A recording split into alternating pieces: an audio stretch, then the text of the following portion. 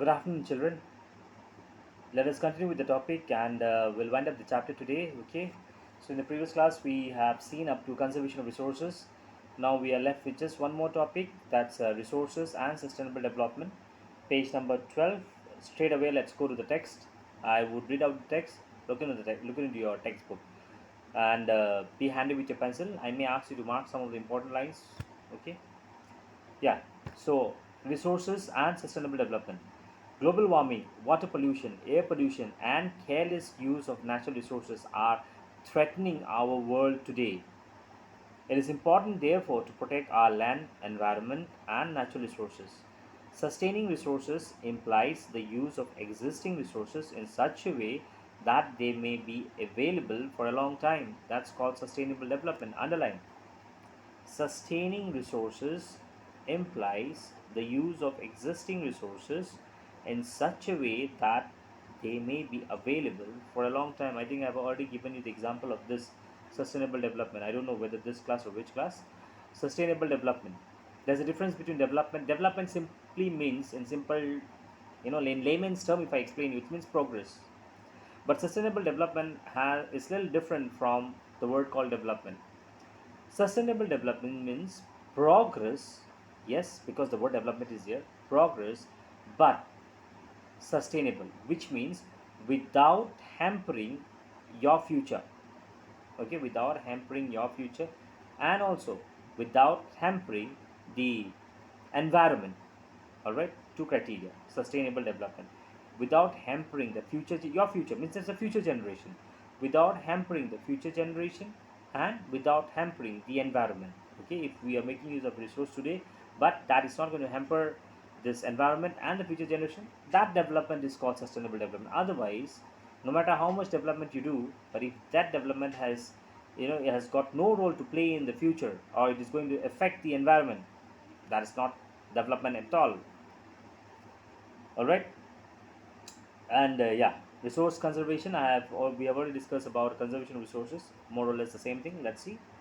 Resource conservation is a process of using available resources judiciously, wisely, okay, wisely, judiciously, so that they may not get depleted, they may not get over, they may not get extinct, they may not get depleted, and may have time to renew. As I told you, the resources has natural resources has got its own natural process of renewing it. Now, before the process of renewal, if we tend to finish up the resource, end up the resource, and the resource is for example, the resource did not get renewed yet, ultimately what will happen? That means we will be left with no resource, right? So that's what this says, that resource conservation means, first of all, what do you call, the process of using the available resource which you have. You must know how to use it judiciously, first criteria. Second criteria, why you must use it in judiciously, wisely, so that it may not get over before the time of renewal. Okay. Next, we have sustainable development.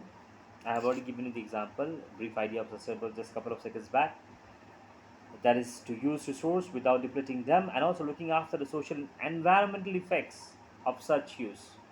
Supposing I'm using a resource, okay, so I have to see what effect it has got in the environment, and also because of my usage, will it get extinct, will it get over, or will it remain for someone else, for my next generation, for the future person to come and utilize it, or am I going to end up all the resources? These are some of the questions which you need to ask to your own.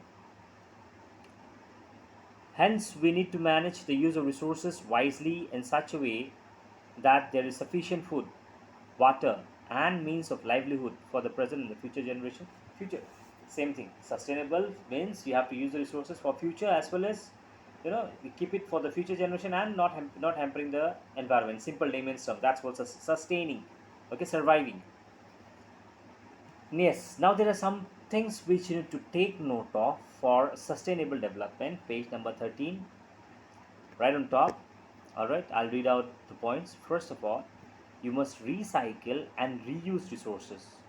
Reuse it, okay, whenever possible. Whatever your resources can be reused whenever possible, whatever possible. Next, avoid wastage such as paper, plastic, and wood. These are, you don't have, Try not to waste it. Use only how much it is required. Take care against excessive consumption. Yes.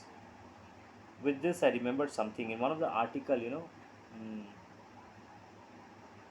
I forgot exactly the article was about. But anyways, let's come to the main point.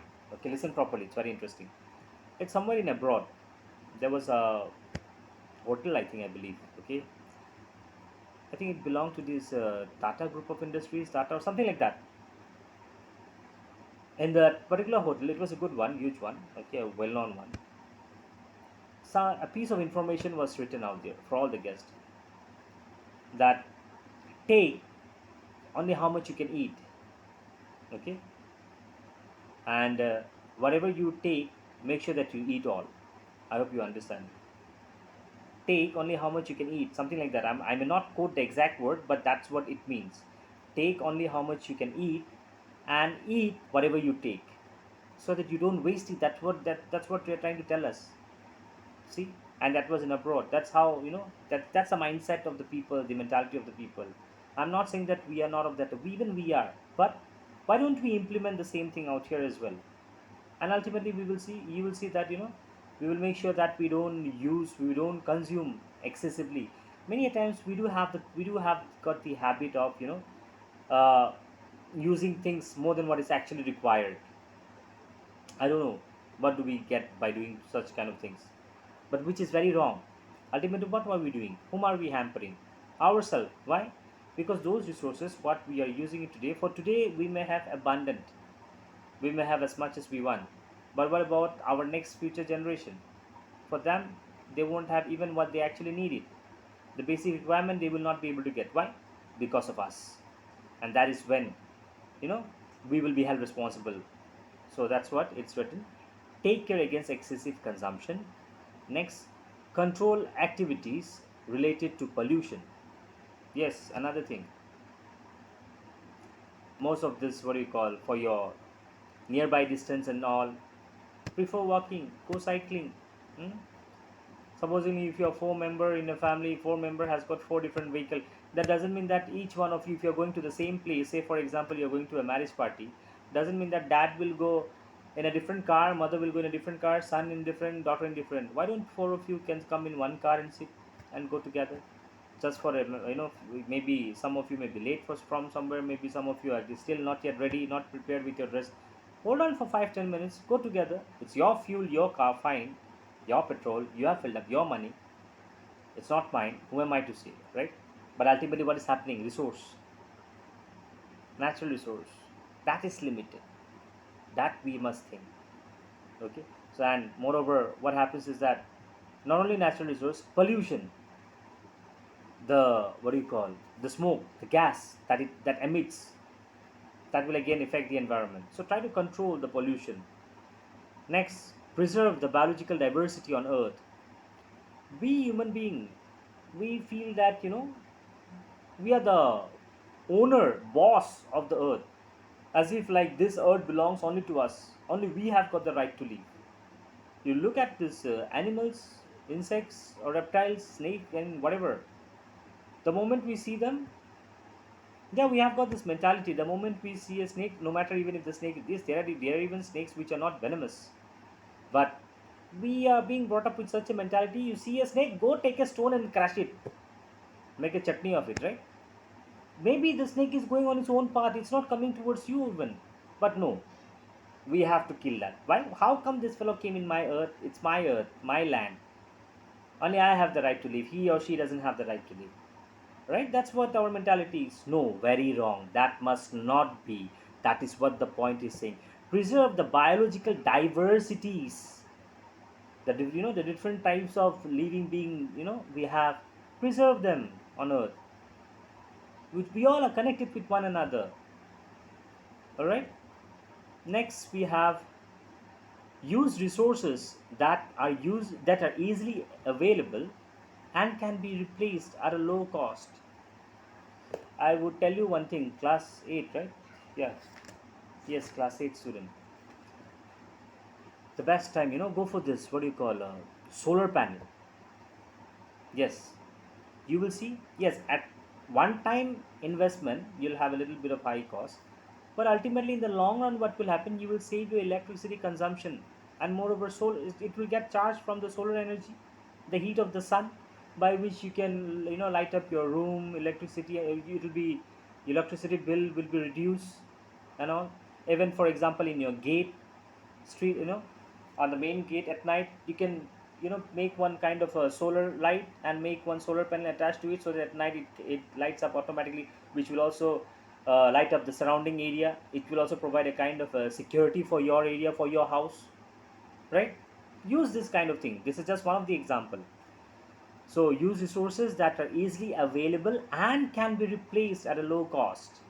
So these are some of the ways how we can work together for a sustainable development. All right, so that a development which will not affect the environment and also neither our future. So with this we come to the end of this chapter. Let us just have a kind of a quick recap about the chapters. It's mentioned in page number 13. Some 6 points are there. I'll just go through the points. Look at the text. A resource is anything that has a value for human, first of all. Secondly, based on different criteria, natural resources can be biotic, abiotic, renewable and non-renewable, actual and potential, ubiquitous or localized, and continuous resources. Next, human-made resources are those that humans create out of natural resources. Next, human resources is the most important as it has the required skill and knowledge to utilize the resources. Fifth, conservation is the protection of natural resources. All natural resources need to be sustained. And the last point, sustainable development is the effective use of natural resources in such a way that the resources are sufficient for the present as well as the future. So ultimately, we have discussed all of this topic, all right, and also some glossary given. Please go through all those. And your exercises, that is exercise A, B, that's true or false. Take the correct answer, fill up the blanks, and some question answers. Exercise D, page number, which page number is this? Where is the page number? 15, yes. All this will be homework to you. Yes, homework. Don't worry, the answers of all this I will be sharing with you post your submission. Okay, so that you can verify it by yourself and do the needful wherever necessary. All right, go to the text. I hope you understood this chapter very well, so that any question related to this chapter you will be able to answer it out. So stay at home, study well. Okay, God bless you all.